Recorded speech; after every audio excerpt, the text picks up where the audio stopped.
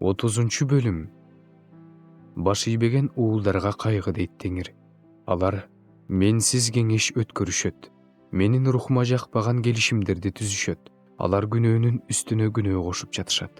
Өздөрүн фараондун күчү менен бекемдеш үчүн, Мисирдин көлөкөсүнө калкаланыш үчүн менден сурабастан Мисирге бара жатышат. Бирок силер фараондун күчүнө таянгандыгыңар үчүн маскара болосуңар. Мисирдин көлөкөсүн башпаана кылгандыгыңар үчүн шылдыңга каласыңар. Анткени Иерусалим төрөлөрү Соанга кетип калышты. Анын элчилери Ханеске чейин жетишти. Алардын баары өздөрүнө пайдасы тийбеген элге таянышкан үчүн уят болушат. Уят менен маскарачылыктан башка ал элден жардам да, пайда да жок. Түштүккө бара жаткан жаныбарларга артылган жүк, ургаачы арстандар, эркек арстандар, уулу жылаандар, учуучу жылаандар чыккан эзүүчүлөр менен кысымга алуучулардын жерине бара жатат. Алар өздөрүнө пайда келтирбей турган элге эшектердин кыр аркасына байлык, төөлөрдүн өркөчүнө асыл буюм жүктөп бара жатышат. Анткени Мисирдин жардамы пайдасыз куру жардам. Ошондуктан мен аларга алардын күчү тынч отурууда деп айткам. Эми бар, бул сөздү алардын тактайына жазып кой. Бул сөздү китепке жазып кой. Ал сөз акыркы күнгө чейин түбөлүккө калсын. Анткени бул эл моюн сунбас эл, балдары калпычы, Теңирдин мыйзамын уккусу келбеген балдар. Алар көрөгөчтөргө алдын ала көлгөнүңөрдү токтоткула. Пайгамбарларга бизге чындыкты айтпагыла, бизге жакканды айткыла. Жагымдуу нерселерди алдын ала айткыла. Жолубузга турбагыла, жолдон четтегиле. Ысрайылдын ыйыгын биздин көзүбүздөн жоготкула дешет.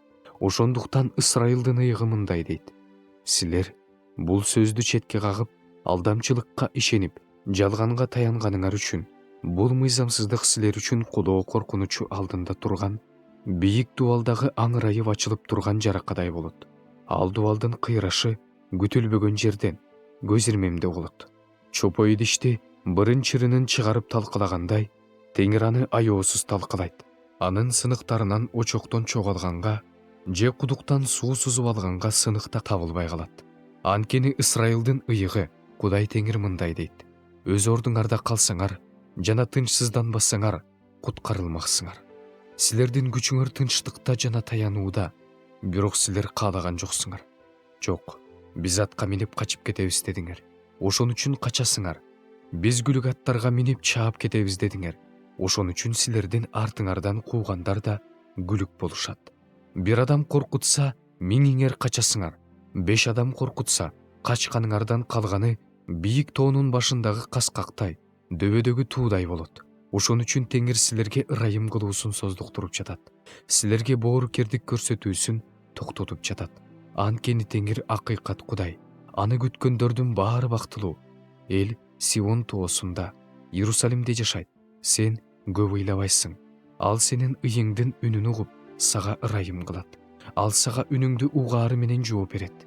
Теңир силерге кайгырганыңарда нан, муктаж болгонуңарда суу берет. Устаттарыңар жашынбай калат.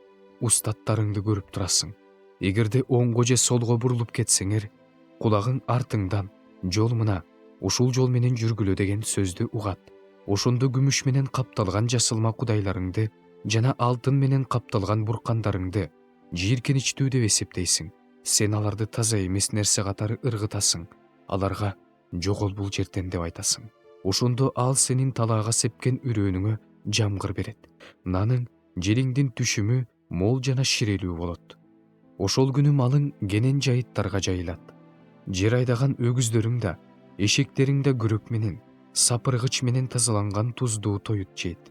Чоң кыйроо болгон күнү мунаралар кулаганда, ар бир бийик тоодо, ар бир бийик дөңсөөдө агын суулар, өзөндөр агат.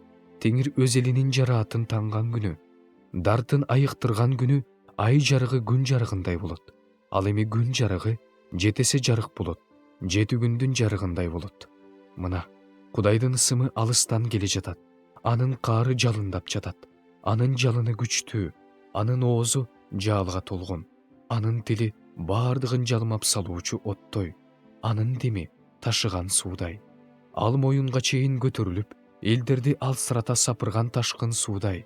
Ошондо элдердин ооздорунда адашууга багыттаган ооздук болот.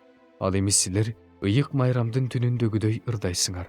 Жүрөгүңөр Теңирдин тоосуна, Ысырайылдын аскасына, чоор менен чыгып бара жаткан адамдын жүрөгүндөй кубанат. Ошондо Теңир өзүнүн улуу үнү менен күркүрөйт. Өзүнүн жазалоочу булчуңунун күчүн, катуу каары, баарын жалмаган оттун жалыны, бороон, ташкын, таш мөндүр аркылуу көрсөтөт. Анткени Теңирдин үнүнөн таяк менен талкаланган ашуур титирейт. Ал үчүн белгиленген Теңирдин ага каршы жиберген таягынын ар бир кыймылы Даптын жана Лиранын коштоосунда болот. Ал ага каршы баардыгын кыйратуучу согуш менен барат. Анткени Топет мурун эле курулган.